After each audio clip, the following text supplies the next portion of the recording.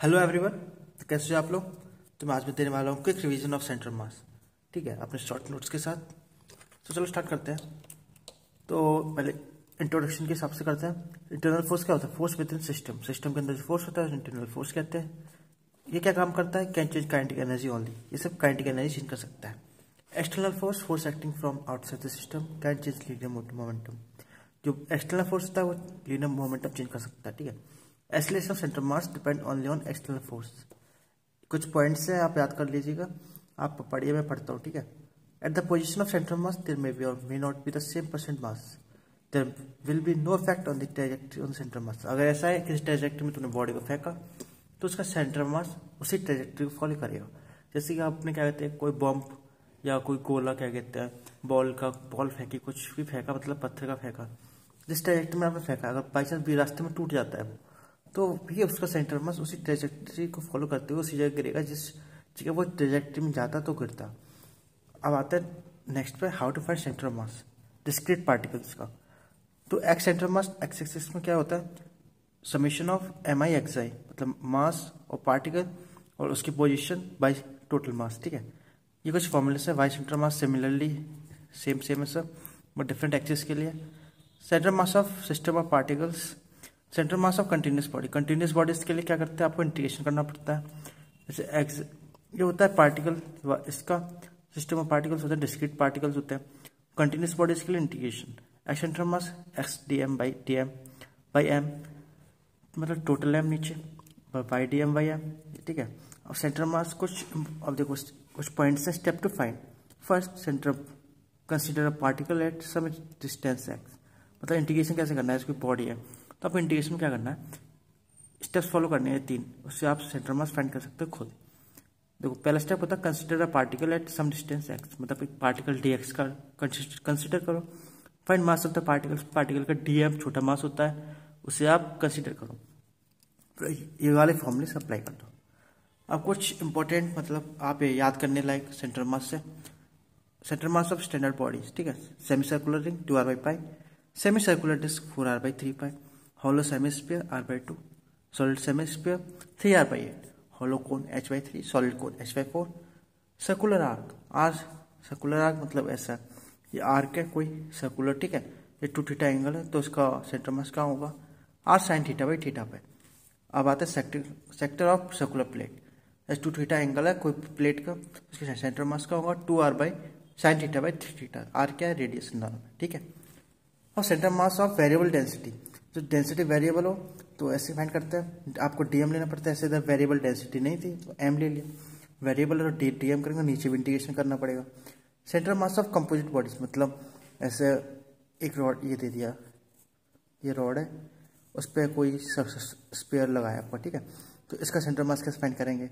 या फिर आप मान लीजिए ऐसा कोई बॉक्स है, फिर एक ऐसी रॉड है, इधर वो रखा है, स्पेयर रखा है। तो इस ऐसे सिस्टम्स का, कंपोजिट सिस्टम्स का सेंटर मास कैसे फाइंड करेंगे? Replace bodies bye centre mass. पहले इनका सेंटर मास से रिप्लेस कर दीजिए। जिस पॉइंट पे एक इधर है, एक इधर है, एक इधर है, जिस जगह सेंटर मास उस जगह उससे रिप्लेस कर दीजिए बॉडी को। Then use the formula of discrete particles.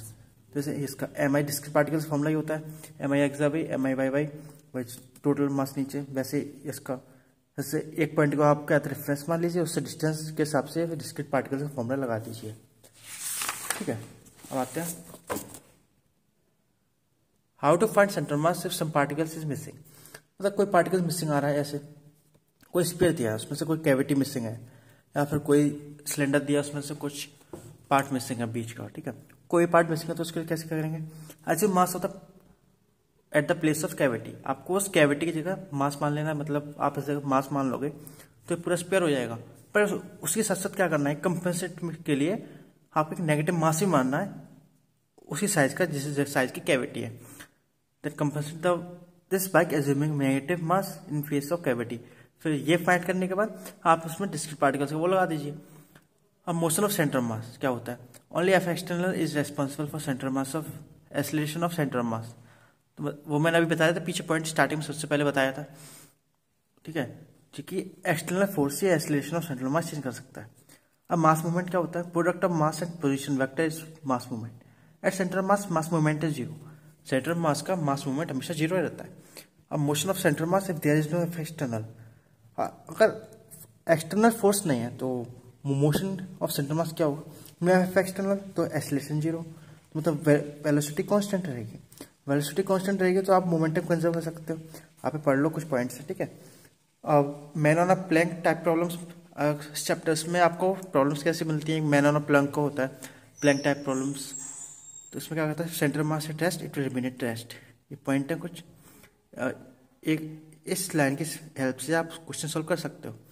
Line क्या है, mass of man into displacement of mass, ठीक है, is equal to mass of boat into displacement of boat, ठीक है। आता है linear momentum conservation. If there is no F external in system in some direction then linear momentum of the system will be conserve. Point अभी आप बताया था, वो ऊपर बताया था इस जगह, ठीक है। अब देखो आप ये पढ़ लीजिए, आपको मोमेंटम कंजर्व करके आपको वैल्यू निकालनी है, कुछ पॉइंट्स हैं क्वेश्चन सॉल्व करने के लिए। अब आता है कुछ स्पेशल टॉपिक्स, मतलब इस चैप्टर के हिसाब से जो सबसे इम्पोर्टेंट चीज़ है वो आप बताता हूँ। जो तक कॉलिजन प्रॉब्लम्स वगैरह, कॉलिजन प्रॉब्लम्स, फिर एनर्जी कितनी लॉस हुई, प्लैंक टाइप प्रॉब्लम्स, ये मेन टॉपिक आते हैं इसी चैप्टर से। क्वेश्चंस मेनली इसी पार्ट ऑफ चैप्टर से आता है। तो इसमें क्या होता है, स्पेशल केसेस फॉर ऑसिलेशन और collision when heavier hits the body lighter body which is in rest, velocity of heavier remains same.